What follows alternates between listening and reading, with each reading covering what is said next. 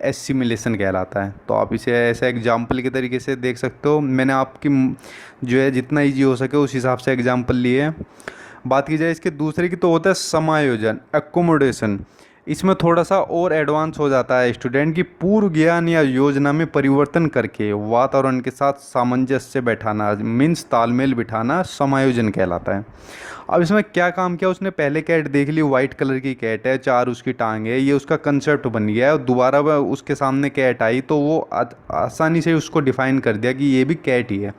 तो इसने पूर्व ज्ञान को नए ज्ञान से जोड़ दिया। लेकिन अगर वो थोड़ा एडवांस हो गया और उसमें थोड़ा चेंज ला गया, उसने अगर उसके सामने एक डोगी आ जाए, डोगी को देख के भी उसने ये चिंतन करना शुरू कर दिया कि डोगी के भी एक चार पैर है, लेकिन उसकी जो है जो बनावट है या जो उसका जो आवाज़ निकालता है वो कैट से डिफरेंट है। तो उसने अपने चिंतन में थोड़ा और सुधार किया और यह खुद अपने अनुभव से पता लगाया कि यह कैट ना होकर एक डॉग है। तो इसलिए उसने अपने पूर्व ज्ञान में को, जैसे यहाँ लिखा है, पूर्व ज्ञान में परिवर्तन करके वातावरण के साथ तालमेल बैठा लिया। तो आप समझ सकते हो एसिमिलेशन और एकोमोडेशन बहुत ही मोस्ट इंपोर्टेंट है, हर एग्जाम में पूछा जाता है इससे रिलेटेड। अगला है विकेंद्रीकरण।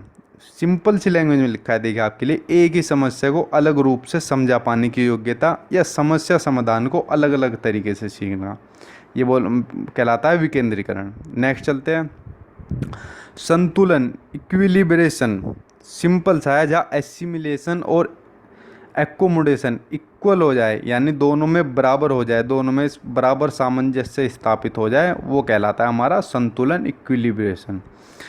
तो ये भी सिंपल है, आप इसे अच्छे तरीके से कर सकते हो।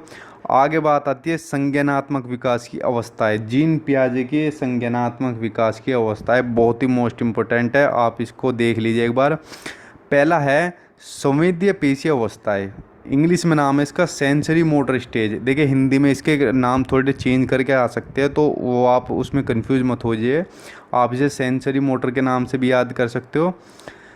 तो ये जो स्टेज होती है ये होती है जन्म से लेके 2 वर्ष तक की। सी टेट में सिंपल क्वेश्चन आ गया था कि जो जीन पियाजे के लिए, एक मैंने एक इमेज भी ली है, जो हमारे सेंसरी ऑर्गन्स होते हैं आईज के अलावा, वो है वस्तु स्थायित्व, ऑब्जेक्ट परफॉर्मेंस। ये भी संवेद्य पेशी अवस्था में इसका गुण बच्चे में आ जाता है। अब ऑब्जेक्ट परफॉर्मेंस होता क्या है, देखिए जब बच्चा छुपी हुई चीज़ को भी ढूंढ कर निकाल लेता है तो वो कहलाता है ऑब्जेक्ट परफॉर्मेंस। फॉर एग्जांपल, आपने बच्चे को कोई खिलौना तकिए के नीचे छुपा कर रख दिया, तो बच्चा अपने जो ऑर्गन्स है, सेंसरी ऑर्गन्स है, उनके माध्यम से वो उसको ढूंढ कर निकाल लेगा। तो यही ऑब्जेक्ट परफॉर्मेंस कहलाता है। ये भी मैंने इसमें इंक्लूड किया है। एक एग्जाम में, शायद यूपी टेट का एग्जाम था, उसमें आया था कि वस्तु स्थायित्व का गुण किस अवस्था में होता है, तो आप बता सकते हो सेंसरी मोटर में हो सकता है। तो इसे भी अच्छे तरीके से कर लीजिए, एक एक लाइन को नोट डाउन कर लीजिए, बहुत ही मोस्ट इंपॉर्टेंट है, किसको छोड़िएगा मत। चलिए बात कर लेते हैं दूसरी, जो है पूर्व संक्रियात्मक अवस्था, प्री ऑपरेशनल स्टेज।